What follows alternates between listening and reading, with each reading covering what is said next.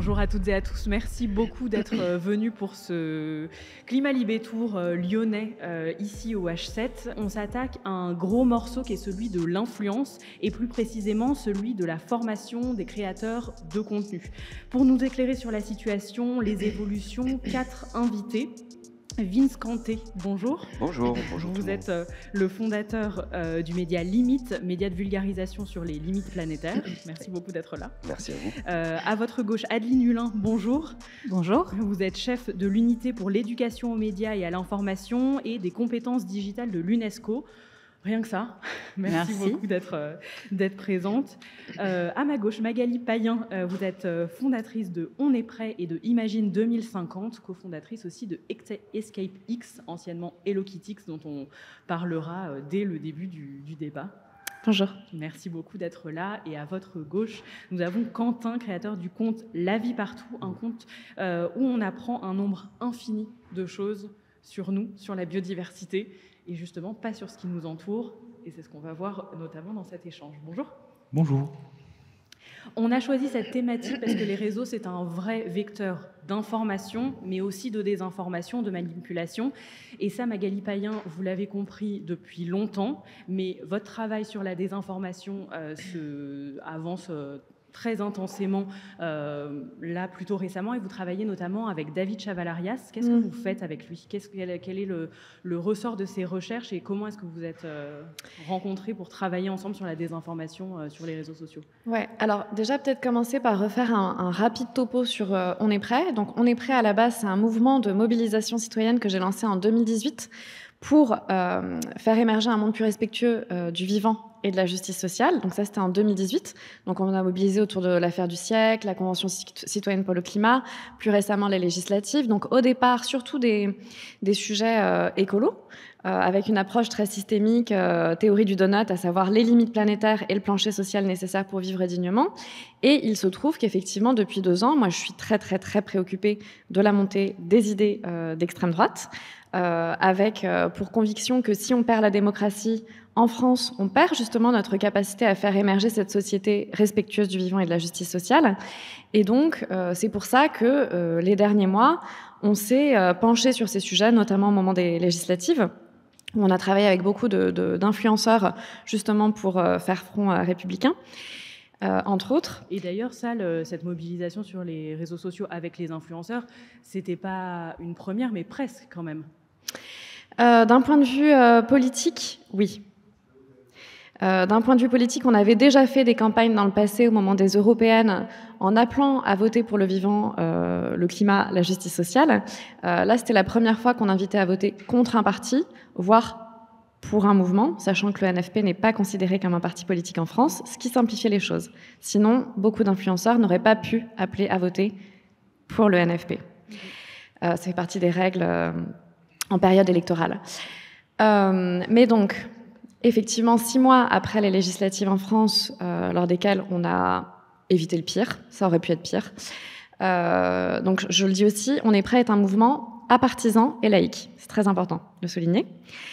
Donc 6 mois après ces législatives, on a été très inquiets, je dis on chez On est prêt et dans l'écosystème en fait des associations. On a été très inquiets en fait de l'élection de Donald Trump et de la manière dont il avait accédé au pouvoir. Et à cette époque, donc en novembre, je rencontre David Chavalarias, qui est chercheur au CNRS, qui est un expert des réseaux sociaux et de la manière dont les réseaux sociaux interagissent avec la société. Il a monté un laboratoire au CNRS justement pour étudier tout ce qui se passe sur X principalement, donc anciennement Twitter, et avec lui et d'autres personnes et organisations comme Aria Halimi de la Ligue des droits de l'homme, David Dufresne, réalisateur, la Quadrature du Net, ou encore le Syndicat national des journalistes, eh bien, nous avons décidé en novembre de mener une campagne qui ciblerait le 20 janvier, jour de l'investiture de Donald Trump, un grand mouvement pour quitter X en masse et l'affaiblir. Pourquoi ? Eh bien, parce que ce qu'a analysé David Chavalarias de l'élection américaine est extrêmement préoccupant, à savoir qu'aux États-Unis, on a vu à quel point Elon Musk a utilisé ce réseau social pour faire élire Donald Trump. Il faut savoir qu'aux États-Unis, il y a 100 millions de personnes qui utilisent X, dont 30 millions de manière très active, Et l'écart dans le vote électoral n'a été que de 2,3 millions de voix sur 100 millions d'utilisateurs. C'est une utilisation beaucoup plus importante que nous, ce qu'on a en France, où sur X, pendant très longtemps, ça a été une utilisation majoritairement centrée sur les journalistes. Et les politiques, tout à fait. Donc là, ça touche 100 millions d'électeurs potentiels, c'est énorme. Et donc aux États-Unis, ce qu'a fait Elon Musk, par exemple, ça a été de créer un faux compte d'Alessandra Ocasio-Cortez qu'il a alimenté en fake news, un faux site internet de Kamala Harris qu'il a alimenté allègrement en fake news, qui ont pesé dans le choix de certains électeurs. Il a supprimé de manière arbitraire des comptes de journalistes progressistes, ou alors le compte de la levée de fonds démocrate, qui avait atteint 4 millions de dollars à l'époque.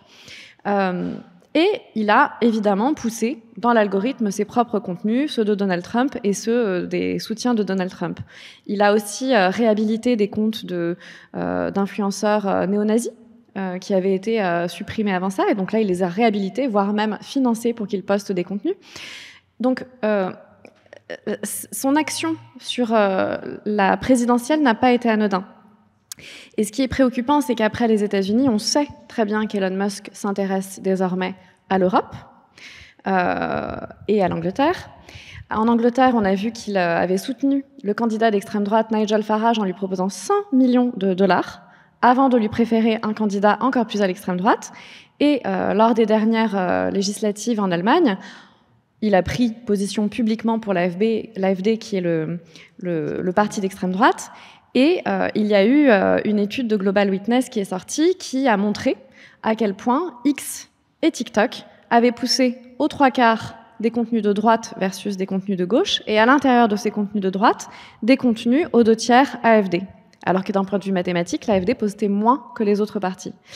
Donc, il y a clairement des ingérences étrangères, aussi bien d'Elon Musk que de la Russie ou encore de la Chine. Donc Elon Musk n'est pas le seul problème. Mais donc à ce moment-là, ce qu'on a voulu faire avec toutes ces organisations que je citais tout à l'heure et ces personnalités, c'était de monter cette campagne de mobilisation citoyenne où on s'adressait principalement en France aux comptes qui avaient une responsabilité sur X, à savoir ceux qui avaient des communautés importantes, les journalistes et les politiques, et on les a invités massivement à utiliser un outil que le CNRS a développé dans un temps record, enfin vraiment, donc un outil qui s'appelle Open Portability et qui permet aux gros comptes de transférer leur communauté sur Blue Sky ou Mastodon. Et donc, ça nécessite d'inviter sa communauté à faire la même manipulation, mais chaque personne qui fait cette manipulation alimente en fait le tissu social sur ces autres plateformes alternatives. Et en fait, ce changement de convention sociale, il est indispensable pour réussir véritablement à affaiblir X.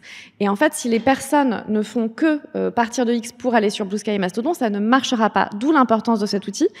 Et en France, ça a été un carton plein, à savoir qu'il y a eu 50% de plus de personnes qui ont quitté X en France que dans les autres pays, avec 2,4 millions d'utilisateurs au total qui ont quitté X.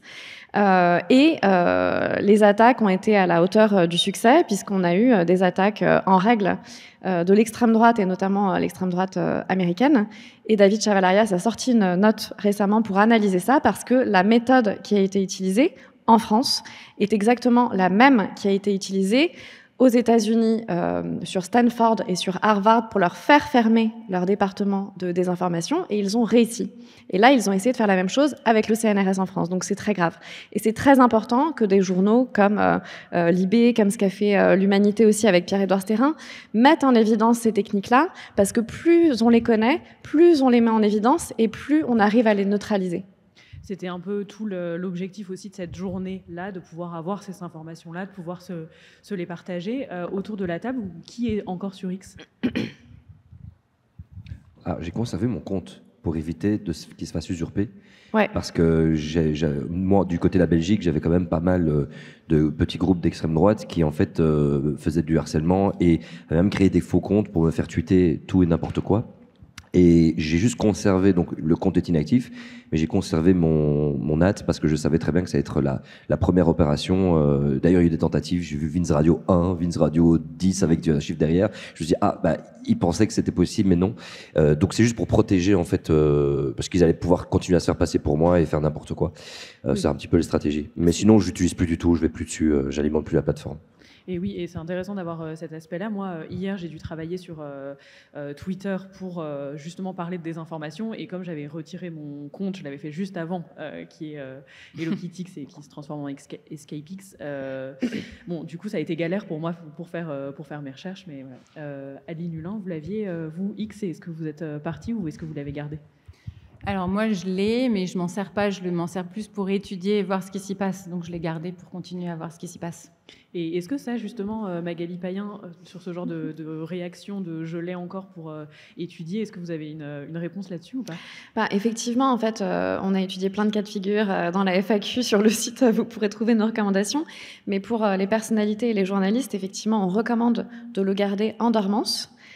Pour pouvoir effectivement soit faire ses recherches, soit faire régulièrement des appels à sa communauté pour qu'elle fasse cette manipulation d'open partability et d'aller massivement sur Blue Sky ou Mastodon. Je préfère Mastodon. Et donc, on n'encourage pas forcément à fermer. Pour les personnalités, les comptes effectivement qui peuvent se faire usurper, typiquement Sandrine Rousseau, c'est un vrai sujet pour elle.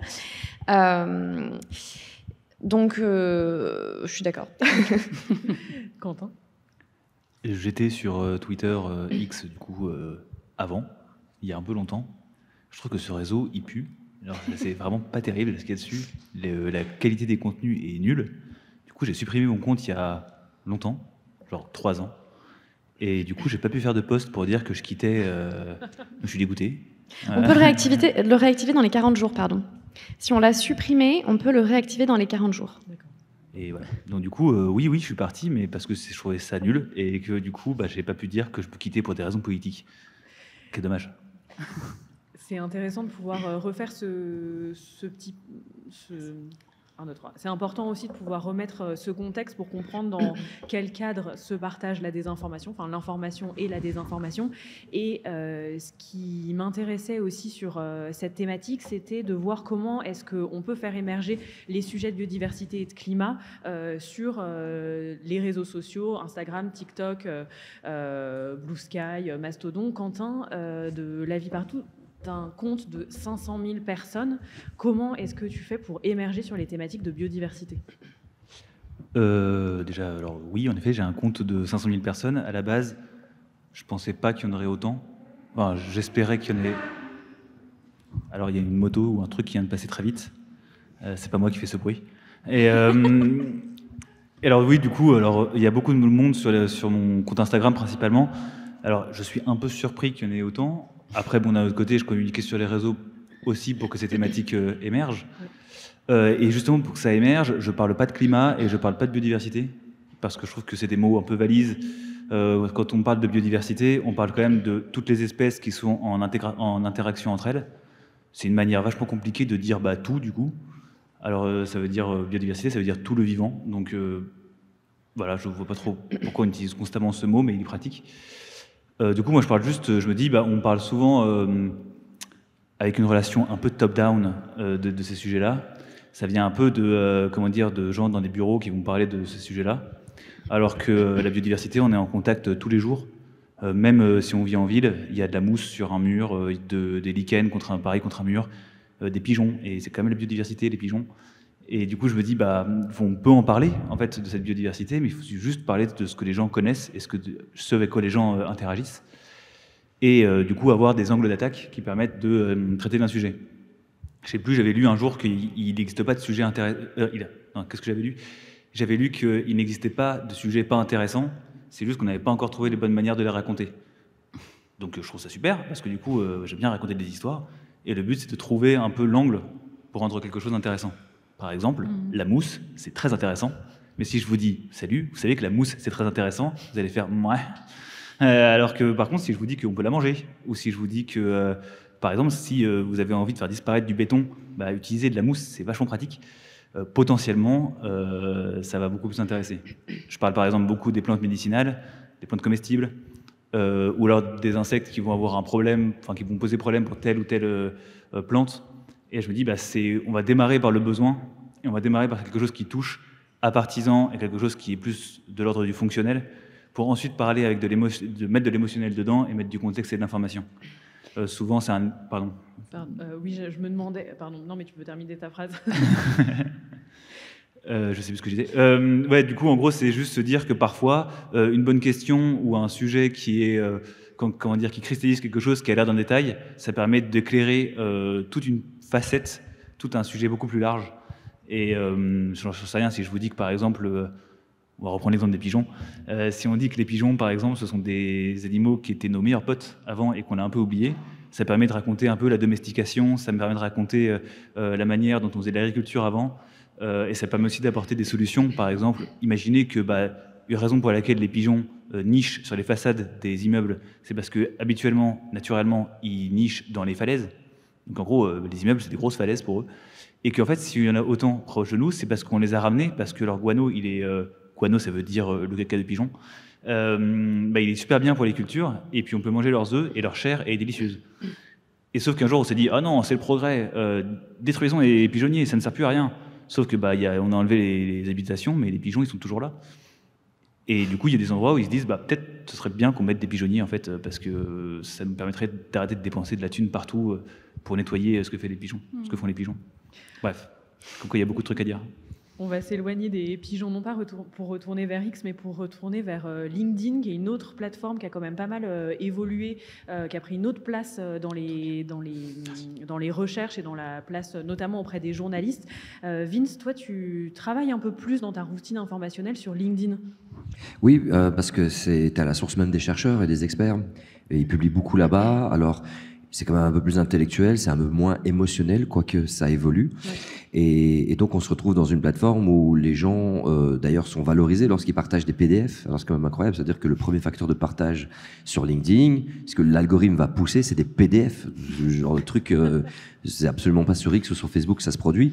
Et donc, ce qui permet à moi d'avoir une information, mais qui va au-delà de l'actualité et du fait, qui va directement des experts. Parce que dès qu'une étude sort, je traîne pas sur Google Scholar, je suis sur nature.com, il y a plein de trucs, sur Science Daily, il y a plein de trucs.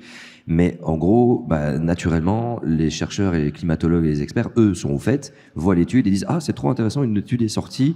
Et c'est intéressant parce que 3-4 jours après, on voit ça émerger ensuite dans les journaux. Et donc moi, je trouve que LinkedIn est génial parce qu'on a, en tout cas, parce que ça reste des algorithmes qui me suggèrent que les trucs qui vont forcément me parler, directement la science me vient et je me dis ça c'est un sujet intéressant, ça c'est aussi, je les enregistre et puis à un moment donné je me pose, je travaille et je produis une vidéo autour de ça parce qu'il y a aussi tout ce temps de traduction. Mais moi j'adore LinkedIn pour ça. Mais attention, j'ai un vieux LinkedIn que j'avais fait à l'époque, que lorsque je l'ouvre, c'était encore le métier que je faisais de divertissement et de DJ et de radio. Et là, c'est complètement autre chose qui arrive dans mon feed. Et ça aussi, c'est intéressant, c'est que les réseaux sociaux peuvent être maîtrisés, entraînés, à condition de prendre, en compte comment que ça reste, qu'il arrive toujours quelque chose qui va nous tenir dans une bulle de croyance et de temps en temps nous tester sur autre chose. Mais oui, LinkedIn, j'aime bien, mais honnêtement, si demain je changeais tout mon profil et que je mettais que je travaille chez BNP Paribas, Société Générale, que j'ai bossé de là telle année, il va me suggérer des gens m'abonner qui ont le même schéma de pensée. Et tout d'un coup, je vais voir super, gros taux d'investissement pour la croissance verte, ça marche trop bien. Capture du carbone, en Norvège, c'est un investissement à faire. Venez investir. Enfin, tout ce qui est pro-technologique. Et c'est ça dont il faut se méfier aussi. Et ça, on en parlera notamment dans l'échange juste après, sur comment aussi reprendre un peu la main sur son algorithme et sur le fait qu'on peut quand même construire à une certaine échelle son algorithme, pas entièrement, mais à une certaine échelle. Adeline Hulin, donc vous travaillez à l'UNESCO, et à l'UNESCO, vous avez lancé une étude auprès des influenceurs, auprès des créateurs de contenu, qui s'appelle « Derrière les écrans ». Est-ce qu'il y a 2-3 chiffres qui ressortent de cette étude et que vous pourriez nous partager ? Oui, bien sûr, mais peut-être juste rapidement rappeler pourquoi est-ce qu'à l'UNESCO on travaille sur ces questions. En fait, l'UNESCO, on est l'Organisation des Nations Unies qui est en charge de du mandat de construire la paix dans l'esprit des hommes. Et donc on travaille sur, souvent les gens connaissent surtout notre mandat de protection du patrimoine et de la culture, mais on travaille aussi sur la liberté d'expression. Et donc moi, je travaille au sein de la division pour la liberté d'expression, et historiquement, le cœur de notre métier, ça a été beaucoup la protection, et c'est toujours la protection des journalistes et de leur travail. Et une chose qui est importante à rappeler, c'est que le journalisme, on a tendance à penser, et notamment dans des pays comme la France, que c'est une profession. Et en fait, oui, en effet, le journalisme, c'est une profession, mais dans les standards internationaux, ce qu'on défend, c'est la définition du journalisme, c'est pas en fait une profession, c'est une fonction. Et c'est la fonction d'apporter des informations vérifiées d'intérêt public aux gens dans le processus en fait démocratique. Et ce qui se passe, c'est qu'en fait, il y a toujours eu des autres acteurs que les journalistes eux-mêmes qui ont travaillé dans la mouvance journalistique, donc les blogueurs, les journalistes citoyens, et je pense à ça notamment dans les zones de conflit, là où il y a des vides d'information. On a toujours, et c'est pour ça que c'était toujours très important pour nous de protéger ces acteurs du journalisme, qui se définissent pas comme un journaliste professionnel. Mais ce qu'on voit ces dernières années, c'est un changement vraiment assez impressionnant dans les formes de consommation de l'information. Et il y a beaucoup d'études qui ont été menées ces dernières années, qui ne sont pas les études de l'UNESCO, mais par exemple une étude de l'Institut Reuters pour le journalisme qui date de 2023 et 2024 et qui montre qu'aujourd'hui, en majorité, les gens s'informent sur les réseaux sociaux. Bon, rien de nouveau, mais ça, c'est quand même une tendance globale. À l'UNESCO, on ne travaille pas que en France, on travaille au niveau. Et donc ça, c'est partout dans le monde. Les gens, maintenant, s'informent sur les réseaux sociaux. Mais progressivement, sur les réseaux sociaux, ils font davantage confiance aux créateurs de contenu qu'aux journalistes pour s'informer. Et ça a beaucoup d'implications pour nous dans notre travail. Et c'est donc pour ça qu'on a commencé à étudier ce phénomène, et notamment sous l'angle de l'éducation média et de l'information, parce qu'on a commencé à faire cette étude sur le fait qu'il y avait des études qui montraient comment les gens s'informent, et on peut en reparler aussi, pourquoi est-ce que les gens préfèrent lire des informations qui viennent des créateurs de contenu plutôt que des journalistes, toute cette question de la crise de confiance, etc.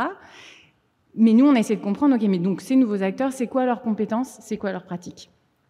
Et donc, c'est pour ça qu'on a fait cette étude qui s'appelle « Derrière les écrans ». C'est une étude qui a été menée dans plus de 50 pays auprès de 500 créateurs de contenu.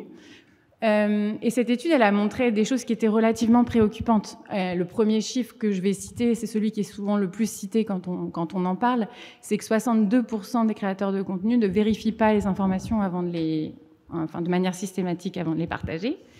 Et que pour 40% de ceux qui ont été, entre guillemets, ceux qui ont participé à l'étude, hein, encore une fois, c'est peut-être pas forcément, c'est pas représentatif de tout. Oui, mais vous avez combien de personnes que vous avez interviewées? Oui, parce qu'on les a voilà. Mais c'est quand même représentatif. 40% qui parlent pour eux, leur principal indice de crédibilité, c'est le nombre de likes, le nombre de shares. Donc ça, c'est le deuxième chiffre.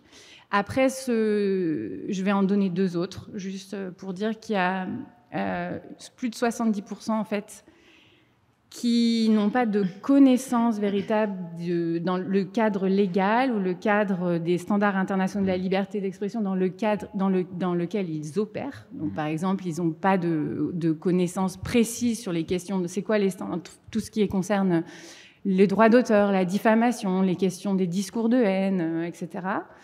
Et tout ça, en fait, finalement, s'explique par un dernier chiffre, c'est que 14% des créateurs de contenu qui ont participé à notre étude, il n'y en a que ce chiffre-là, en fait, c'est que ces 14% qui ont eu accès au cours de leur vie à des formations d'éducation aux médias et à l'information. Je ne parle même pas de formation journalistique, je parle de formation en général, de accès à ce dont on discutait ce matin, avoir un esprit critique, mais aussi comprendre le rôle qu'ils ont au sein de l'écosystème de l'information.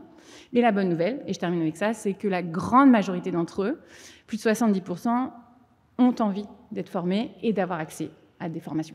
Et là, on commence à rentrer dans le cœur de notre débat. Magali Payen, vous formez les influenceurs, les créateurs de contenu depuis 2018. Qui vient vers vous? Est-ce que c'est des influenceurs, des créateurs de contenu qui sont déjà sur les enjeux d'écologie, ou est-ce que ça peut être des créateurs sur la beauté, des influenceurs mode? Qui vient vous voir? Oui, alors... il y a plusieurs composantes dans notre travail parce qu'effectivement, depuis 2018, on est très connu pour mener des campagnes de mobilisation massive lors desquelles on coordonne des influenceurs, des créateurs de contenu entre eux, mais aussi avec des sachants en amont qui viennent alimenter leur contenu. Donc les sachants, c'est des experts, des scientifiques, des journalistes, des lanceurs d'alerte, qui permettent justement de baquer cette information. L'objectif, c'est une fois qu'on alerte les communautés de ces créateurs, une fois qu'on transmet la parole de ces scientifiques, eh bien, c'est de proposer des manières d'agir très concrètes et vérifiées aux communautés avec mesure d'impact. Donc là, on propose d'agir soit dans son quotidien, soit auprès d'associations, d'activistes ou d'entreprises sociales et solidaires. Donc en fait, ça fait vraiment partie de notre ADN, non seulement de les accompagner dans la manière dont ils construisent leur contenu et dans la manière dont ils se conscientisent, mais aussi en faisant des alliances fertiles pour faire bouger les choses. Et donc, pendant les campagnes de mobilisation citoyenne, il y a de la formation sur le sujet qu'on traite. Donc là, on les met en lien avec ces experts pour les aider à construire leur contenu. Donc ça, c'est vraiment la phase indispensable. Et au bout de quelques années, on faisait de l'accompagnement sur mesure auprès de certains créateurs et on s'est dit en fait il y a vraiment besoin de professionnaliser la chose. Et donc en 2023, on a commencé à organiser des résidences pendant 3 jours pour une dizaine de créateurs de contenu à chaque fois. Et pendant ces résidences, l'objectif c'était de leur apporter une approche tête, cœur et corps, lors desquelles on les emmène dans la nature, on leur propose de couper leur téléphone. Et ça, ils apprécient beaucoup, parce que du coup, ils ont l'impression de ne pas être uniquement une machine à contenu. On leur fait vivre des expériences, rencontres avec des experts, des fresques, des marches du temps profond dans la nature, des expériences naturalistes. Et on les amène le dernier jour à s'interroger sur leur manière de vivre leur métier. Quentin, est-ce que tu as déjà suivi une de ces formations ? Non. Mais je vais à une... Il me semble qu'il y en a une dans pas longtemps. Et comment tu te formes du coup ? Comment je me forme ? Alors j'ai une formation de publicitaire moi à la base. Oui. Et j'ai travaillé dans la pub pendant quelques années. Non pas parce que je suis un passionné de la société de consommation, c'est simplement qu'il fallait un métier. Alors du coup j'ai fait ça. Alors qu'à la base je voulais étudier les fourmis. Mais il paraît que c'était pas forcément un métier de ouf. Donc du coup j'ai pas fait ça. Et l'avantage c'est que du coup avec la publicité, c'est que je connais la manière dont fonctionnent les ressorts de la communication. Et notamment, je travaillais beaucoup sur les réseaux sociaux. Donc, on va dire que ma formation à ce qu'est un message et un petit peu à d'où vient comment on construit un argument, comment est-ce qu'on construit un argumentaire. Pourquoi est-ce qu'ils disent ce mot-là et pas ce mot-là plutôt ? Probablement qu'il y a un loup. donc voilà, c'est un peu ça ma formation. De base, je suis très passionné de médias aussi. Voilà, je ne sais pas si j'ai répondu exactement à la question. Je sais que tu as suivi aussi des cours universitaires pour te former sur les questions pharma, parce que tu n'étais pas du tout formé là-dessus. Ah, j'ai pas. Sur le fond, sur les enjeux de biodiversité, de nature, tu partais pas avec un bagage forcément aussi solide que celui que tu as aujourd'hui. Alors à la base, je suis passionné du vivant dans sa globalité depuis que je suis vraiment tout petit. Mais je me suis dit, je commence à parler sur les réseaux de ces sujets-là, et je sentais par exemple, quand je parlais de plantes médicinales, je sentais que la légitimité était quand même moyenne, quoi. Parce qu'il y avait des trucs où, j'en sais rien, quand on dit qu'une plante, cette plante, elle va vraiment booster votre système immunitaire, ça veut dire quoi ? C'est-à-dire, est-ce que on peut vraiment dire un truc pareil ? Du coup, je me suis dit, faut que je fasse quelque chose, parce que sinon, je risque de dire des grosses conneries. Et j'ai fait 2 ans, il y a une école, on est à Lyon ici, et il y a une école qui s'appelle l'École lyonnaise des plantes médicinales, qui est une école qui n'est pas reconnue par l'ESA, évidemment, mais qui est une super école sur les plantes médicinales. Alors, je l'ai arrêté tout simplement parce que c'est très, très santé, très médecine, très pharma, et que c'est dur. Mais ça m'a donné énormément de bases sur le fonctionnement d'une plante, la chimie des plantes, etc. Et là, je me dis, ok, quand je lis une étude, ou que je lis un document, ou que je lis une plante, ou que je lis un bouquin sur un sujet, du coup, je vois de quoi on parle. Et je vois aussi les trucs interdits, les choses, que ça n'existe pas, les plantes qui font tout, qu'on peut pas, que si on veut se soigner avec les plantes, la dose qu'il faut pour se soigner réellement avec une plante, c'est colossal. Quand on dit on va prendre une tisane de thym pour la gorge, faut doser à mort la tisane de thym pour qu'elle soit efficace, et c'est pas bon. Donc des exemples comme ça. Et j'avais aussi l'idée de me former en maraîchage bio, et donc de commencer un BPREA. BPREA, ça veut dire brevet professionnel de responsable d'exploitation agricole. Pareil aussi, c'est que je me rendais compte qu'il y avait plein de sujets où j'étais pas du tout assez calé, quoi. Genre La rentabilité sur 1 kilo de carottes, je pense qu'il y a beaucoup de gens qui parlent d'agriculture qui ne sont pas capables de le calculer. Et encore moins de faire pousser des carottes. Donc du coup, moi je sais faire pousser des carottes, mais alors par contre calculer la renta d'un kilo de carottes, alors ça, compliqué. Donc du coup j'ai fait ça. Et pareil, je suis pas allé jusqu'au bout, parce que la partie gestion, mon Dieu, comment c'est compliqué. Et aussi je me suis dit, mais c'est fou, en fait, je reprendrai ce brevet de responsable d'exploitation agricole le jour où je m'installerai sur un terrain, et où là j'aurais besoin de calculer la renta de l'exploitation, quoi. Et dans ces cas-là, je finirais. Mais j'avais validé les UE, enfin les unités je sais pas comment ça s'appelle, les unités d'apprentissage qui étaient importantes pour ça. Et en parallèle, tu travailles aussi avec les personnes qui t'entourent, parce qu'en fait, tu n'habites pas à Paris, tu n'habites pas dans une grande ville, et donc aussi tu te nourris du travail des personnes qui sont autour de toi, dans les exploitations, enfin, ouais. Autour de toi. Oui, alors j'habite dans un petit village des Hautes-Pyrénées, on est 80. Et je compte pas les vaches, mais je pourrais. Et en gros, l'avantage, c'est que dans mes amis, il y a beaucoup de gens qui sont éleveurs, éleveuses, maraîchers, maraîchères, herboristes, bref, plein de métiers, ou forestiers, bref, bûcherons, etc. Et des gens dont c'est le travail qui font ça tous les jours. Et donc forcément, quand je suis là, tiens, ce sujet-là, je sais pas trop comment le traiter, ou alors je me dis, là, je vais parler de ça, est-ce que je peux dire ça ? Est-ce que c'est possible que, par exemple, notamment sur les plantes médicinales, je trouve que c'est vraiment sur ce genre de sujet que c'est vraiment compliqué d'avoir une parole précise, vulgarisée, mais pas fausse. Voilà, c'est pas parce que c'est simplifié qu'il faut que ce soit simpliste. Et dans ces cas-là, je demande aux gens directement. Après, bon, il y a l'avantage, c'est que sur les réseaux aussi, j'en sais rien, par exemple, j'avais des questions sur un dossier que j'avais reçu sur la forêt, qui émanait d'un groupe de gens qui, je me disais, c'est bizarre qu'ils m'aient envoyé ce dossier quand même. Et du coup, j'ai contacté des gens qui sont experts des sujets comme canopée ou choses comme ça, en leur disant, j'ai reçu ça, vous pourriez me dire ce que vous en pensez ? J'ai fact-checké, quoi, pour pas dire de bêtises, quoi. Sur ta formation à toi, Vince, est-ce que c'est pas un peu plus simple ? Parce que contrairement à Quentin, qui lui est sur des vidéos face cam où il raconte toutes les choses, toi tu interviews des personnes. Donc quand on interviewe des personnes, forcément on se forme au fur et à mesure. Comment, au-delà de ces recherches que tu fais pour tes interviews, comment est-ce que tu te formes aux enjeux de climat et de biodiversité depuis, si je dis pas de bêtises, le Covid ? Alors je fais les deux contenus. C'est vrai qu'il y a les interviews, mais je fais aussi beaucoup de face cam, oui, où j'explique des contextes géopolitiques et beaucoup de sciences du climat et de sciences planétaires. Alors disons que c'est un peu particulier. Moi, mon prof de français, il s'est beaucoup plaint parce que je ne lisais pas. C'est-à-dire que moi, ma méthodologie, quand il fallait travailler un livre, c'est que j'allais regarder s'il y a un film qui existait, j'allais à la vidéothèque, je vois, ah super, le livre est adapté en film, hop, je regardais le film, et puis c'est bon, j'avais 16, 18 sur 20, j'étais très content. Vraiment flemme de lire. Et parce que je voyais pas l'utilité à partir du moment où, justement, c'était là la paresse du cerveau, l'information était accessible plus rapidement. Et on était déjà un peu dans une fuite en avant d'essayer de faire le maximum de choses dans un minimum de temps et dépenser le moins d'énergie, ce qui est très propre à l'humain. Et donc j'étais beaucoup là-dedans. Comment est-ce que je veux optimiser et quand même avoir les points, et ça y est, j'ai mes points, c'est bon.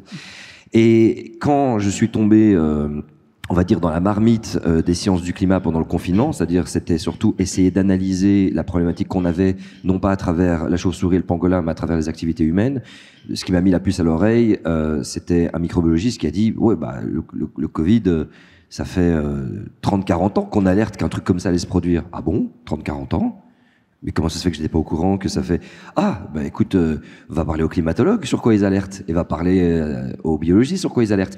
Et à ce moment-là, je crois que c'était la première fois en parlant avec les experts et les chercheurs que je suis pas tombé un petit peu dans, tu sais, nous en Belgique on a une émission qui s'appelle Le Jardin Extraordinaire, qui parle de nature, ou en tout cas de documentaires qui montrent l'aspect négatif, mais qui montrent tout de suite, oui, mais regardez, plein de choses se mettent en place. Et moi, il y avait un biais. C'est-à-dire qu'à partir du moment où on me montrait toutes les solutions, je me suis dit, ah, c'est bon, il y a des gens plus doués que moi qui sont en train de transformer ce monde pour demain. Et donc, ça m'a rassuré, en fait. À chaque fois, je crois qu'à l'époque, quand on me mettait des claques, on me rassurait trop vite derrière. C'est bizarre ce que je vais dire. Me montrer des solutions, regardez dans les champs, regardez, quelqu'un a fait ça. Je me suis dit, bah, ça va, c'est en cours, en fait. Et donc, je vais pas me casser la tête de nouveau. Je vais pas dépenser l'énergie, vu que je vois qu'il y a des gens qui mettent l'énergie à ma place. Mais les chercheurs, quand j'ai commencé à discuter avec eux directement, parce que j'étais vraiment, je veux dire, c'est un choc, hein, le confinement, changement de vie. Je crois que eux vraiment m'ont mis les claques fondamentales et surtout ont brisé beaucoup de schémas de croyances que le système ultralibéral, à travers les médias, ont réussi à me faire croire que la faute c'était l'humanité, que l'humanité est un virus, que on pollue beaucoup en Afrique et que c'est les Africains avec la population. Enfin, tous des clichés comme ça qui rentrent un petit peu dans l'opinion générale et sur lequel on se pose plus trop de questions. Et quand je voyais que les chercheurs me donnaient des informations qui étaient diamétralement à l'opposé de ce que monsieur et madame tout le monde croyaient, je devenais peut-être littéralement fou, quoi. Je me suis dit, mais c'est pas possible.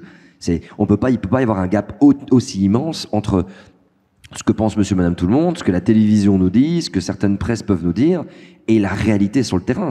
Il y a un truc qui va pas. Et à ce moment-là, je remarque que regarder des vidéos, c'est pas suffisamment précis, et je me remets à lire. Et là, il y a beaucoup de livres, il y a beaucoup de PDF, et j'enchaîne ça. Et d'ailleurs, j'ai revu mon prof de français il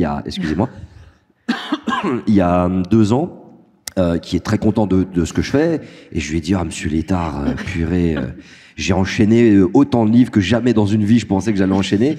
Il était très content, il dit, mieux vaut tard que jamais, et ça a été utile parce que ça a permis quand même déjà d'avoir une base et de appeler le premier réflexe. Il y a un truc que je comprends pas, j'appelle un chercheur. Donc là, dans mon téléphone et d'où sur LinkedIn, que j'ai que des chercheurs, je leur envoie un DM, tiens, explique-moi ce truc-là, je le comprends pas. Ah ouais, super, attends, je vais t'expliquer. Je t'explique pendant 10 minutes au téléphone et tout ça, comme David Chavalariès, que j'ai appelé à plein de reprises. Quand je voyais quelque chose sur les réseaux, j'appelais David, écoute, il y a un truc bizarre dans l'algorithme. Il me dit, ouais, tout à fait, si, regarde cette étude-là, tac, tac, tac. Donc, en fait, transfert de savoir. Et là, moi, mon travail à ce moment-là, quand je réunis tout ça, c'est de continuer l'information. Parce que quand on lit une étude, il faut pouvoir comprendre l'étude scientifique, ce qui demande aussi une formation. C'est continuer à se former, quoi. C'est de l'éducation permanente. Et c'est à ce moment-là que toutes ces informations-là, je les digère et je les traduis dans une langue dans laquelle j'aurais voulu qu'on me parle à l'époque. Ouais, j'ai envie de rebondir là-dessus parce que c'est exactement ce qu'on essaye de faire et qu'on voit qui marche. J'ai souvenir d'une des premières rencontres qu'on avait organisées entre une centaine d'influenceurs avec des scientifiques grâce à YouTube. Et les scientifiques, c'était pas n'importe qui, puisqu'il y avait Valérie Masson-Delmotte, donc, qui a coordonné les travaux du GIEC, le groupe intergouvernemental d'experts pour le climat. Et il y avait aussi Gilles Boeuf, qui travaille au Muséum d'histoire naturelle, donc une grande climatologue et puis un grand expert de la biodiversité. Et vraiment, ils parlaient avec leur trip en disant « mais ça fait des décennies qu'on essaye d'alerter la population, on n'y arrive pas, on a vraiment besoin de vous pour que vous soyez nos porte-voix. Donc s'il vous plaît, transmettez nos messages parce qu'on a l'impression de crier dans le désert. » Et ce qu'on constate pendant les résidences, c'est que ces rencontres-là avec les scientifiques, ça marche. Et j'ai aussi souvenir de la Convention citoyenne pour le climat, où Valérie Masson-Delmotte, le 2e jour, était venue faire un exposé aux 150 citoyens tirés au sort. Et c'est exactement ce qui s'était passé, c'est-à-dire que la plupart d'entre eux disaient « mais en fait, on s'est pris une baffe monumentale, comment ça se fait qu'on n'est pas au courant de l'urgence et de la gravité de la situation? Comment ça se fait que les médias, les politiques n'en parlent pas plus? Comment ça se fait que c'est pas central et qu'on s'empare pas de ce sujet-là ?» Et c'est aussi ce qui se passe dans les résidences, c'est qu'en fait, on essaye de provoquer ces claques intellectuelles, émotionnelles pour les influenceurs, à tel point qu'il y en a qui se prennent d'affection pour les scientifiques, ça devient leur mascotte, ils veulent faire des contenus tout de suite, machin. Mais un truc qui aide vraiment d'un point de vue émotionnel, après, c'est le groupe. C'est de ne pas être seul dans ce moment-là et de se sentir porté par le groupe et de se dire, OK, il faut alerter, mais on a aussi les solutions et on n'est pas seul dans ce chemin parce que ça n'est que le début, quoi. Et ça, justement, sur le collectif, on va un peu creuser ce sujet. Adeline Hulin, dans les résidences que vous organisez, c'est pas vraiment des résidences, mais c'est des formations. Est-ce que vous pouvez nous donner quelques chiffres clés sur qui les a suivis, combien de personnes, parce que ça a été un énorme succès, cette formation à l'international, et comment est-ce que vous avez construit cette formation qui s'éloigne un peu, qui est complémentaire, mais qui n'est pas exactement dans la même dynamique que celle de Magali Payen, parce qu'on ne passe pas par le corps, vu que vous vous adressez à des influenceurs à travers le monde. C'était pas possible de faire 3 jours de résidence dans la forêt, ce qui serait plutôt pas mal, mais c'est vrai. Donc, comment ça a fonctionné? Alors en fait, ces formations, donc elles ont débuté suite à cette étude dont je parlais un peu plus tôt.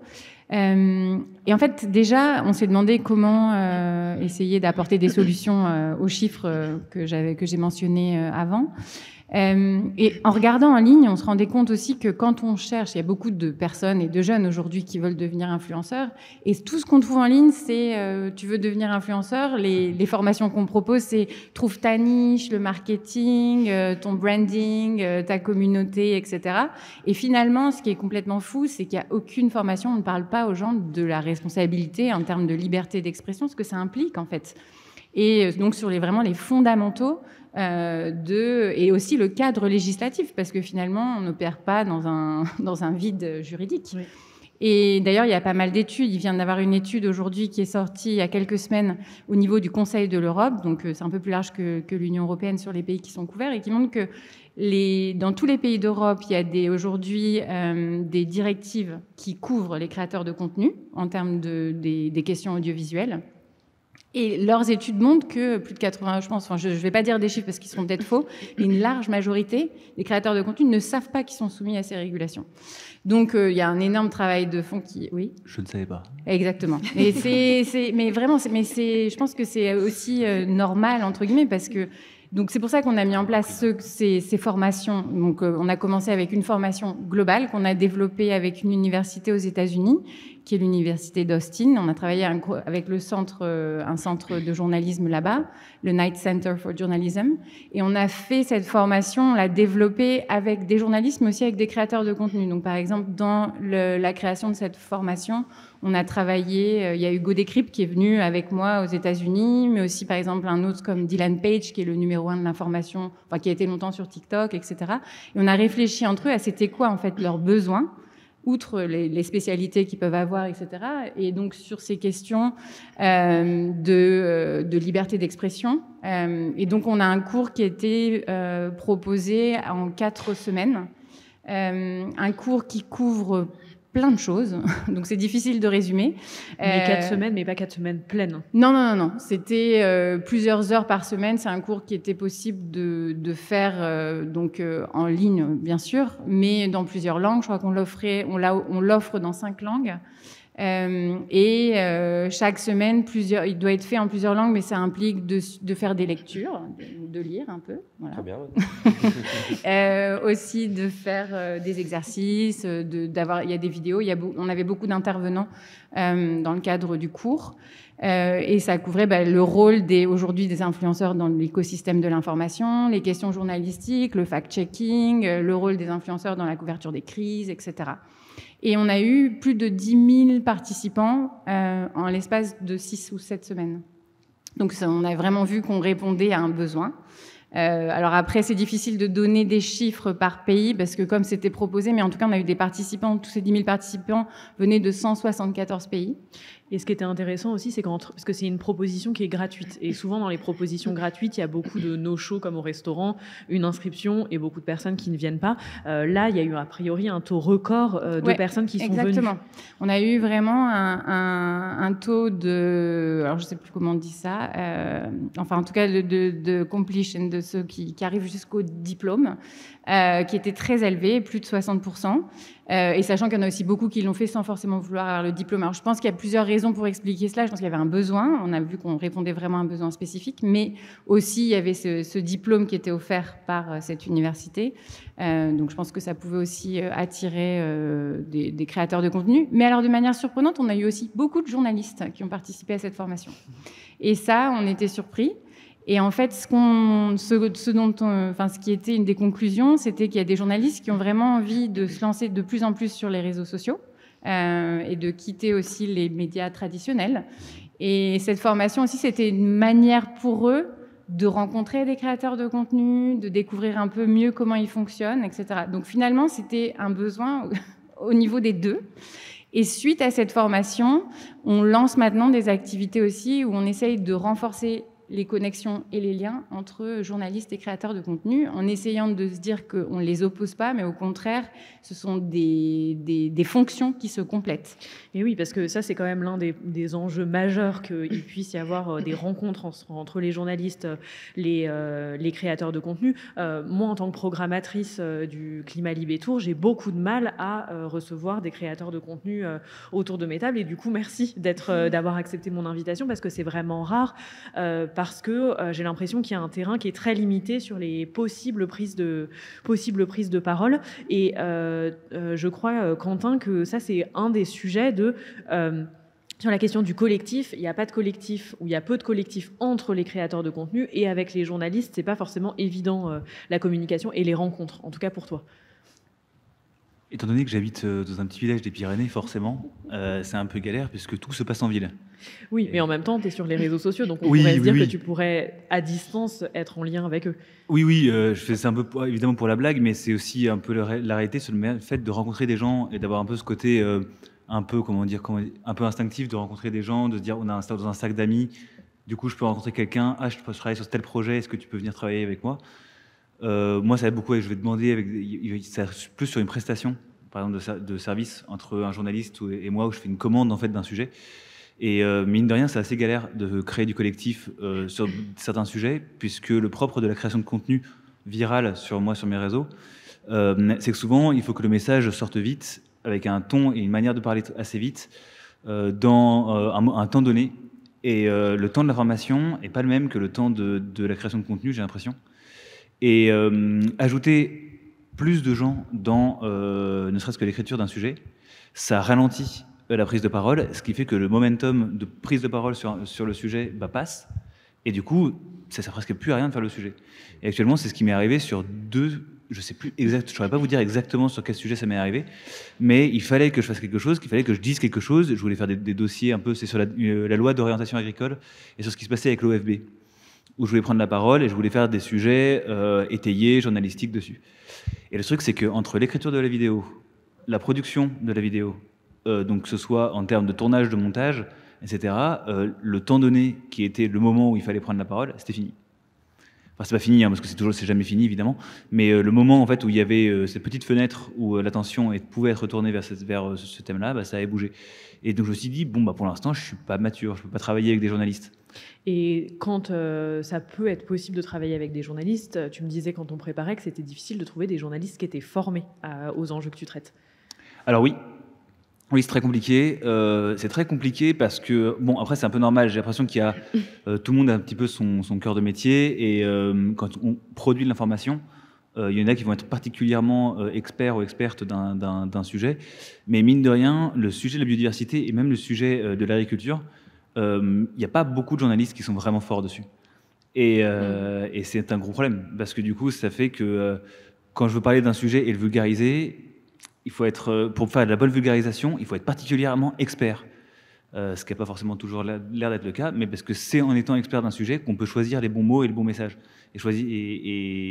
Et ça, c'est galère à trouver, vraiment. Et c'est galère à la fois sur le fond et à la fois sur la forme, à la fois d'avoir les connaissances sur les enjeux de biodiversité, mais aussi t'accompagner sur l'écriture de la pâte, etc. Et donc les deux au croisement, ça demande beaucoup de connaissances et de compétences. Magali Payen, tu voulais réagir ?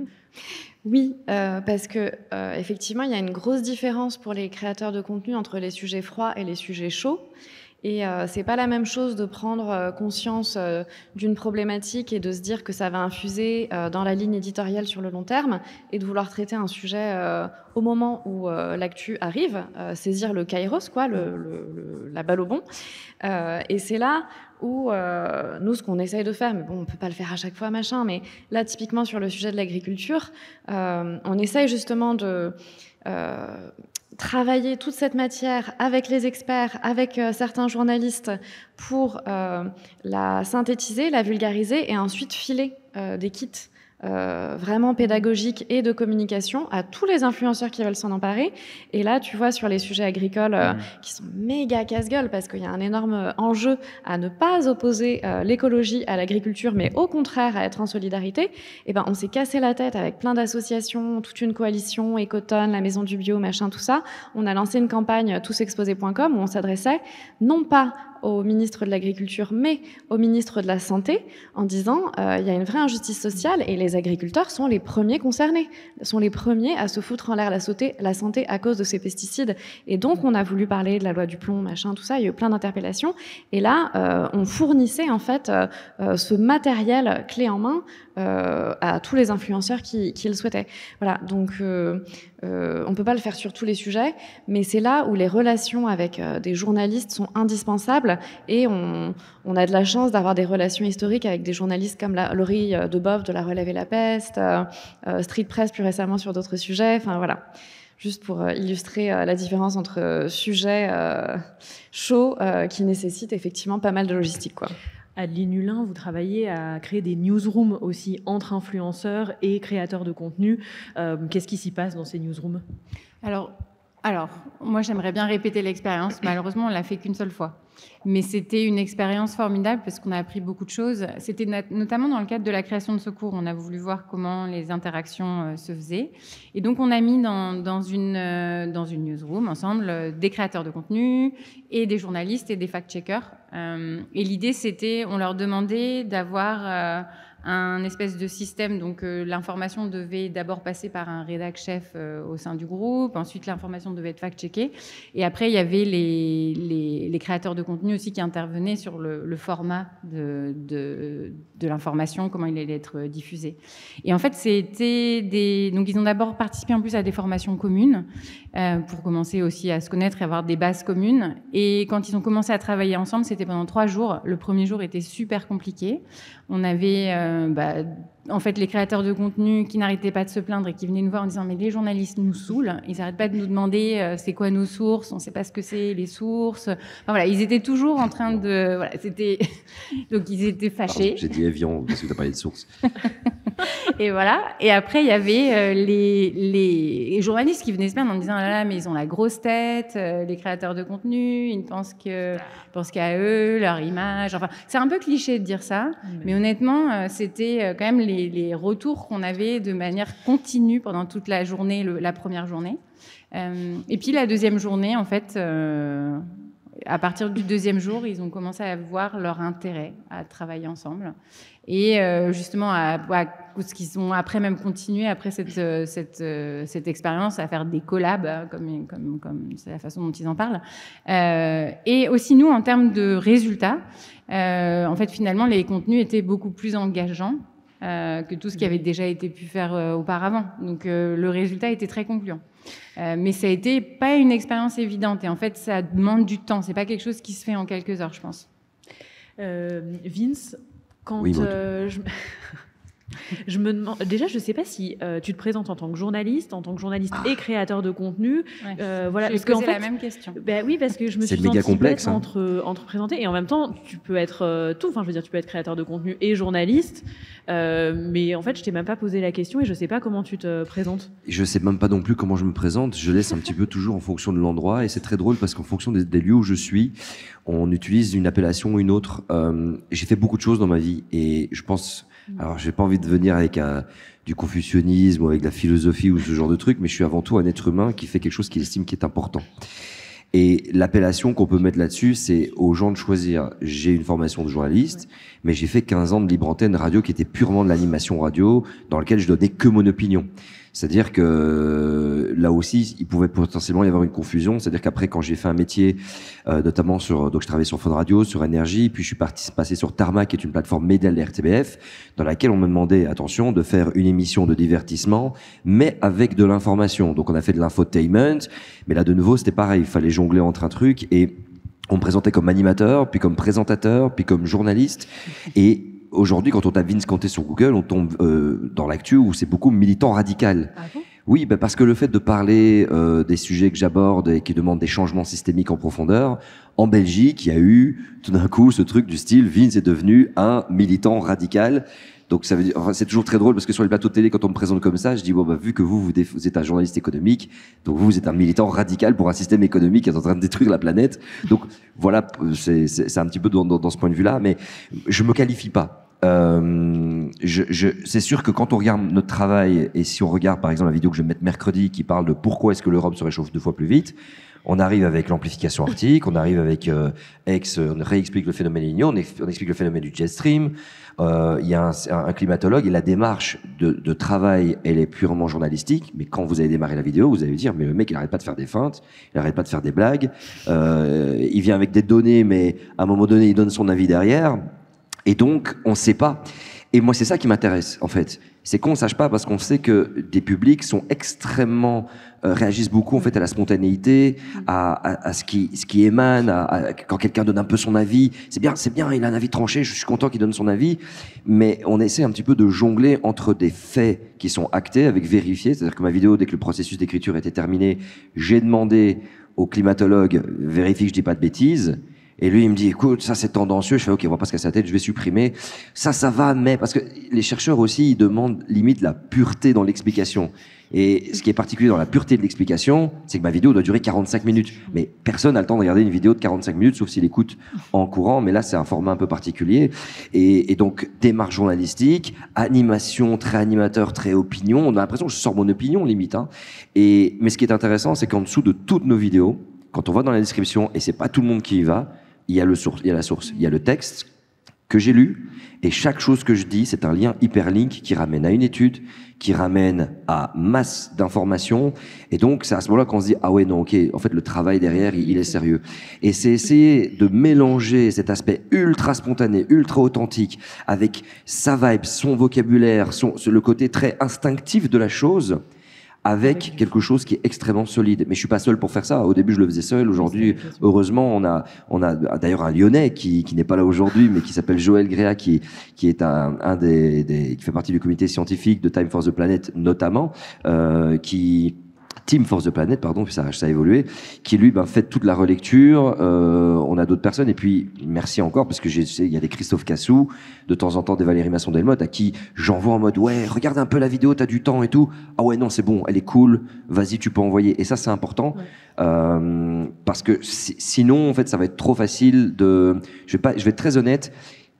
Aussi, chez nous, on cherche parfois la pureté de l'information, et il y a des moments, en fait, je suis en mode, ok, bypass, le sujet est trop important. Ça veut pas dire qu'il faut faire du faux, mais c'est-à-dire que atteindre la pureté de l'information, surtout dans des sujets aussi complexes, ça va pas aider monsieur, madame, tout le monde. Oui. Moi, j'ai envie que les gens ils cliquent sur la vidéo, ils se disent, ah purée, ça m'a parlé, ça a touché à mon émotion.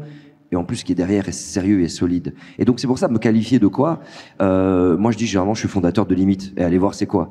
Parce que je peux très bien faire un débat où je vais donner que mon avis, comme quelque chose où non, je vais poser des questions avec une approche un peu plus journalistique. C'est des énergies, on essaie d'adapter.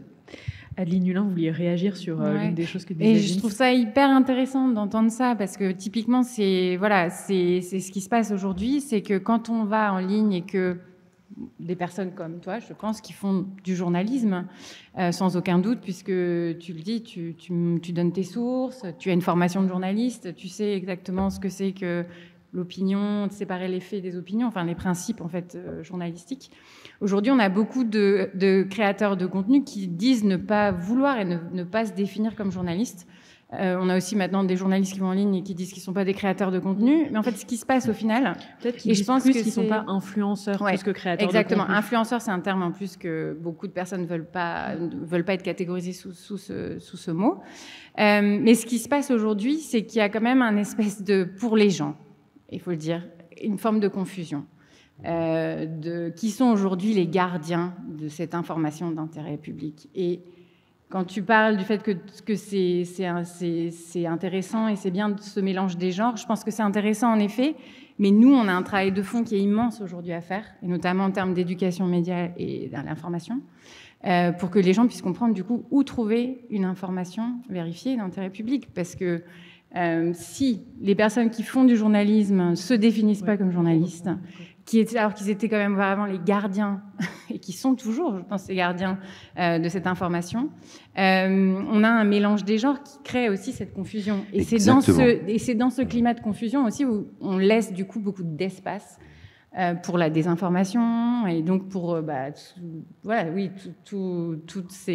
doute et toutes les questions dont on a parlé aussi ce matin, en fait. Oui, je veux vraiment rebondir là-dessus parce que cette méthode que j'emploie, elle fonctionne aussi de l'autre côté. Un influenceur très connu qui s'appelle Le Raptor, qui a sorti une vidéo qui semblait être extrêmement sérieuse sur le changement climatique, avec une approche très journalistique, basée sur un livre de Stephen Kooning. Et dès qu'on a entendu Stephen Kooning dans l'équipe, on s'est dit, oh, on a fait un faceplant en mode, ok, le mec a fait toute sa com parce qu'il a été le directeur scientifique d'Obama, mais le gars, il vaut rien au niveau climat, c'est éclaté. Mais malgré tout, c'est une production scientifique. Attention, c'est une production littéraire dans laquelle il y a des sources scientifiques qui ramènent à des études biaisées, mais des études quand même. Et donc, le Raptor, qui était très content, mais savait que ça allait faire des vues et que l'algorithme, bon, voilà, à ce moment-là, a surfé là-dessus et a utilisé les mêmes techniques. Je viens avec une approche sérieuse, je viens avec des données fiables de Stephen Kooning, qui est le directeur d'un tel, et là, c'est là qu'on arrive dans un autre domaine, c'est l'éducation aux médias. Et que même les influenceurs qui déjà doivent collaborer avec des journalistes doivent pouvoir eux-mêmes tenter du mieux possible, en fait, et ça demande des formations que Magali fait et que tant d'autres encore, de pouvoir se dire à partir de quel moment la source que je lis aussi est pertinente ou non, parce que je peux vous trouver de la production intellectuelle pseudo-scientifique qui donne l'illusion d'être scientifique autour du grand remplacement, dont on sait que les véritables chercheurs qui ont creusé certaines choses, d'ailleurs je sais qu'il y a des directeurs, j'ai oublié, il y a une directrice du CNRS, ex-directrice du CNRS de chez vous, une Française, qui a mis ma tête, genre que j'étais un islamiste radical, elle est très connue je pense, qui est pro, qui dit oui les frères musulmans envahissent le monde, machin chose, très contre l'islam, etc. Et c'est intéressant parce que c'est une chercheuse, et elle porte un nom, j'ai oublié son nom, excusez-moi, hein, et un jour je découvre un tweet dans lequel il y a ma tête, le truc est retweeté 10 000 fois, et parce que c'était un article de l'RTBF dans lequel il est écrit « militant radical environnement », elle a coupé environnement et elle a dit « Regardez, en Belgique, les frères musulmans ont tout intégré, ils sont carrément en train de dire ils sont militants radicaux ». Et moi, je dis là, mais ça, c'est quoi cette désinfo ? C'est une chercheuse. Elle se qualifie en chercheuse, elle a travaillé au CNRS. Et c'est à ce moment-là où je dis qu'il faut faire très attention, parce qu'effectivement, il y a de la production scientifique biaisée. Et je peux vous citer plein d'études, encore aujourd'hui, qui sortent, alors qu'ils sont complètement éludés et mis sur le côté, mais qui disent que le CO2 vaut pour peanuts dans le changement climatique, des études biaisées faites par des think tanks. Et en fait, quand on commence à rentrer là-dedans, on se dit mais que c'est très compliqué de se dire qu'est-ce qui est sérieux entre cette revue scientifique et cette revue scientifique. Ok, il y a Nature, il y a The Lancet, très bien. Et puis, il y a plein de revues scientifiques qui utilisent les mêmes patterns, les mêmes techniques, mais quand on creuse derrière, c'est un think tank américain d'énergie fossile.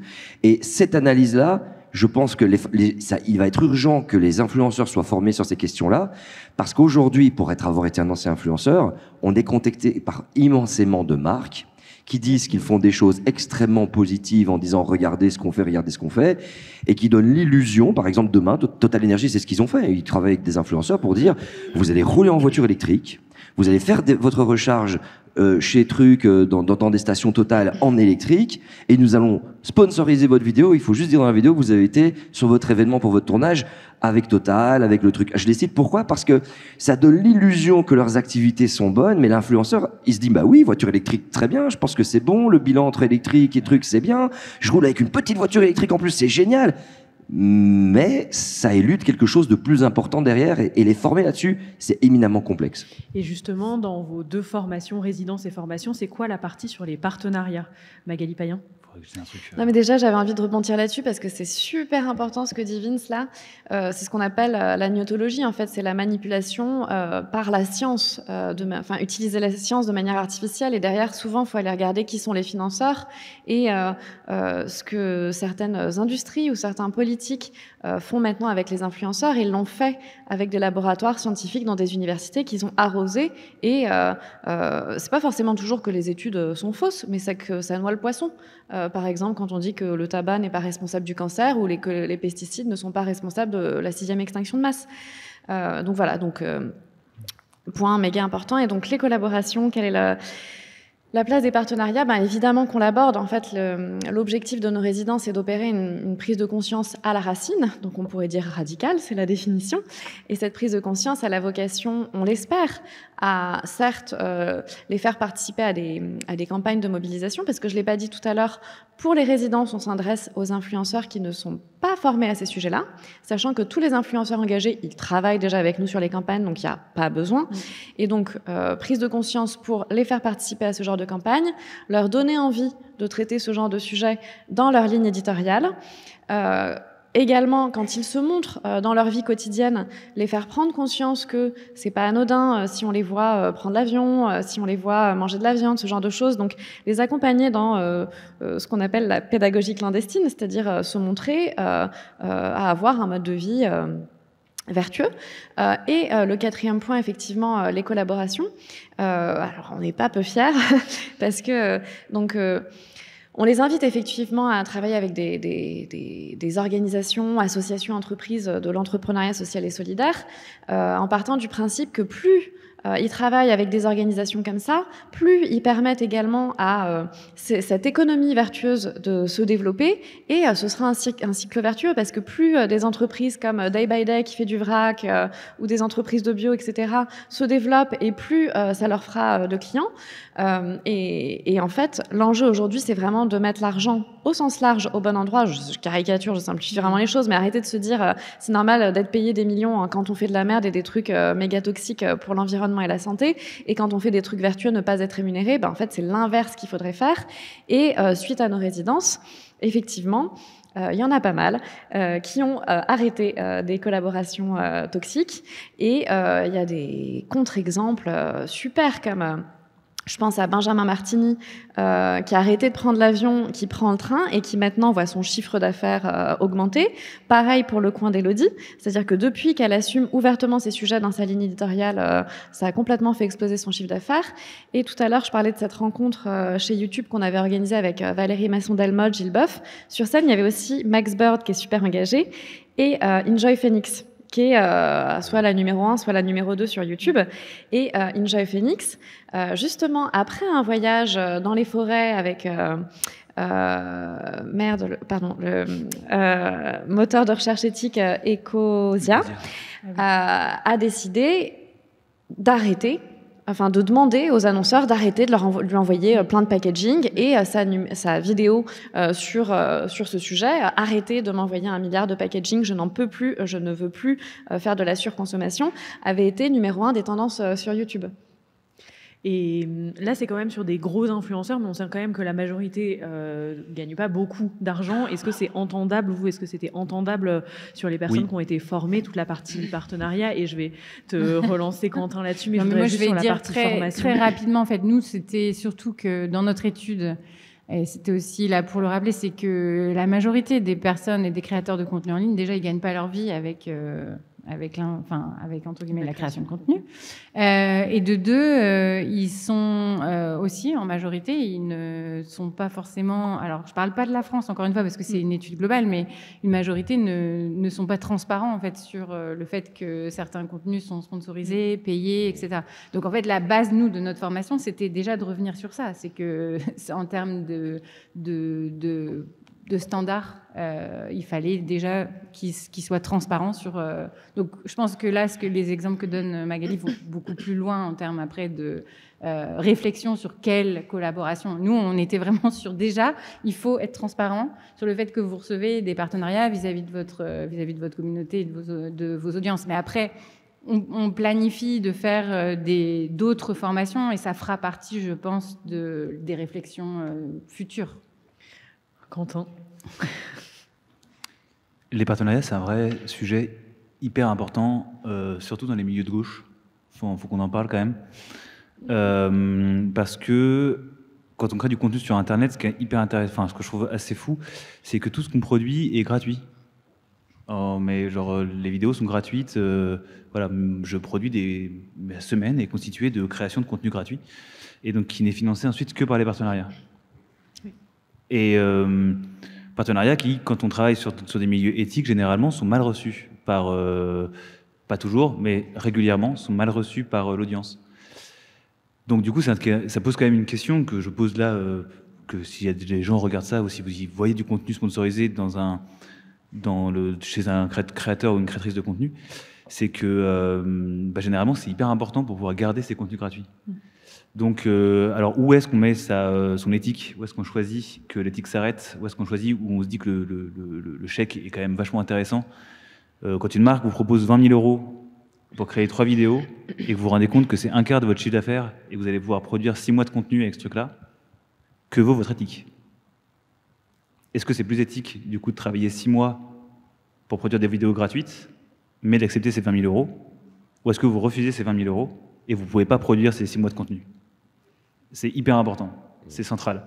J'ai refusé pas mal de contrats et de partenariats comme ça, notamment pour des gros lobbyistes, des gros lobbies, notamment les lobbies, je ne dirais pas leur nom, mais ça travaille avec la forêt. Je sais l'argent qui a été mis en place pour cette campagne.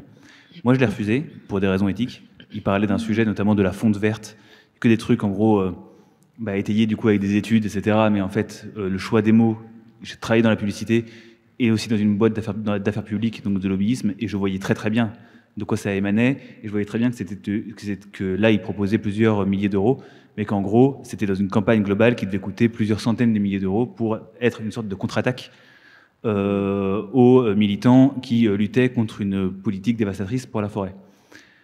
Donc moi, j'ai refusé. Mais il y en a d'autres qui n'ont pas refusé. Et j'ai retrouvé, du coup, les thématiques qui étaient traitées qui venaient de ce dossier chez d'autres créateurs de contenu. Alors je me dis, mais dans ces cas-là, moi je l'ai refusé, donc je me suis précarisé en fait en refusant cet argent. Et ça a été accepté par d'autres. Qu'est-ce qu'on fait? Voilà, qu'est-ce qu'on fait? Faire un syndicat des influenceurs. Bah ouais, c'est hyper important. On l'a pas en Belgique encore. Si, je crois. C'est hyper important parce que cette pureté sur l'argent sur les réseaux, alors que le réseau, c'est l'argent qui permet d'avoir de la puissance sur les réseaux, on en parle très très peu dans les milieux de création de contenu, alors que c'est central. Alors que pourtant, dans l'entertainment, dans les sujets non politisés, basiquement, ces choses-là, la réussite d'avoir des partenariats à plusieurs dizaines de milliers d'euros, c'est considéré comme une réussite. Alors, on en pense qu'on veut, mais sauf que ça fait du coup, on ne lutte pas à armes égales. Voilà, quand il y a un créateur ou une créatrice de contenu qui est sponsorisé à hauteur de 100 000 € par an par des marques et que d'autres peinent à faire même pas 20 000 €, on ne lutte pas avec les mêmes armes. Vince, est-ce que tu veux réagir? Alors là, oui, donc je connais un rayon là-dessus. C'est assez dingue parce que nous, limite, on a commencé à accepter des partenariats, mais on est extrêmement difficile avec les partenariats. C'est-à-dire que bon, dès que ça porte dès que c'est gros comme une montagne, c'est les fonds blancs dans la pièce, là on est en mode ok, merci les gars, vous vous êtes trompés, je pense que vous voyez pas nos contenus parce qu'on vous défonce beaucoup, donc ce sera pas possible. Mais notamment Hectaria avec qui on a collaboré, ou encore Gringot. Mais là malgré tout, on s'est fait clasher, par des gens de notre communauté qui disent non les gars, vous êtes tellement altermondialistes, vous êtes tellement en train de militer pour un autre monde que là vous êtes en train de perpétuer un système, et ils ont raison. Mais je leur ai dit, sauf que les gars qui m'ont critiqué, parce qu'on m'a critiqué, vous ramassez 15 000 € de dons par mois. Nous, on est à 2000. Donc, c'est facile de pouvoir critiquer à partir du moment où tu arrives à te pérenniser sur des dons que tu reçois. On est obligé de faire avec. Et Gringot, c'est bien. C'est pas non plus le top du top. On a déjà critiqué Gringot, par exemple, chez nous, mais c'est quand même bien. Mais ça n'empêche qu'effectivement, des gens ont dit, ouais, mais attendez, les gars, si vous commencez à rentrer dans ce délire-là, ça va être compliqué. Et là, je suis totalement content. Je fais, mais à un moment donné, nous, on doit continuer à pouvoir diffuser ce qu'on est en train de faire. Et la réalité, c'est qu'à un moment donné, si on le fait pas, et déjà qu'on serre la ceinture sur énormément de choses, bah, limite s'arrête. Donc, on sait aujourd'hui, et c'est peut-être ça l'autre option, effectivement, c'est les dons, c'est les gens, c'est un contre-pouvoir, en quelque sorte, à cet argent incroyable que disposent parfois des boîtes pour faire du greenwashing et qui rêveraient d'être sur limite en se disant, ouais, là, c'est cheval de Troie, si on arrive à être sur limite, c'est génial, parce qu'ils sont tellement en train de proposer un autre monde que ça va nous engager, nous, en mode, voilà, on propose quelque chose d'autre. En fait, c'est monsieur, madame, tout le monde. Et parfois, on fait un bête calcul et on se dit, tiens, on a bientôt 150 000 abonnés juste sur YouTube, on parle même pas des autres plateformes. Si ça fait seulement 1% qui donnait 10 € par mois, on pourrait gérer des équipes, on pourrait faire plein de trucs, etc., etc. Et je pense que, honnêtement, c'est par là que ça va passer, ça nous permettra d'être à notre aise. Et puis, il y a eu cette autre réalité. Pour moi, les influenceurs classiques et les influenceurs d'écologie qui découlent de ce système d'influenceurs classiques, ça a été créé par un système, mais en fait, on est les hommes sandwich modernes.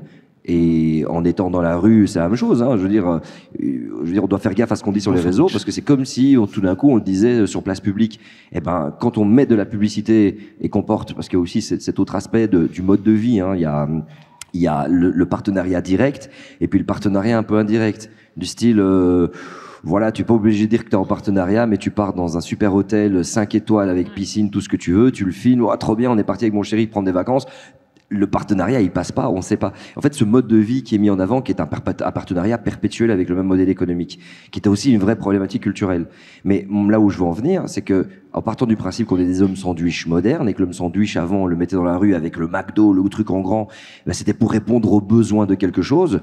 L'influenceur est littéralement une création du système économique pour, en fait, optimiser les capacités publicitaires. Ce qui veut dire que, réellement, si on veut être logique, on devrait, nous tous, influenceurs de cet autre monde, arrêter toute forme, y compris même avec des choses positives, à moins qu'on arrive à vraiment faire un shift vers des choses extrêmement positives, très saines pour l'environnement et pour l'avenir, dans la circularité totale et qu'il n'y a pas de... Parce qu'il y a toujours anguille sous roche généralement, mais de trouver en fait un autre modèle économique, mais ça ne viendra pas tout de suite, c'est de littéralement demander à monsieur, madame, tout le monde de nous aider dans ce contre-pouvoir pour vraiment être sûr à 100% de ne pas bosser avec un truc où il peut y avoir un petit machin qui tient pas la route. Mais bon, là, je suis littéralement dans l'utopie. Hein.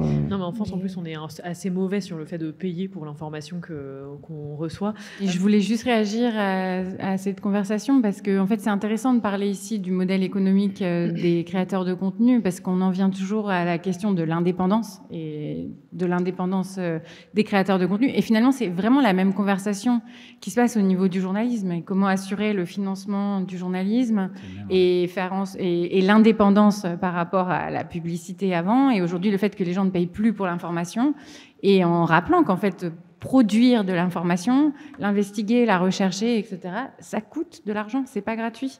Et donc comment monétiser aujourd'hui? Et nous, en tout cas à l'UNESCO, on travaille beaucoup sur le concept de protéger l'information comme bien public. Et donc c'est vraiment une conversation qu'on a depuis maintenant plusieurs années. Merci beaucoup pour ce débat. Quentin du compte La Vie Partout, Magali Payen, Vince Canté et Adeline Hulin. Et je vous souhaite une très bonne journée.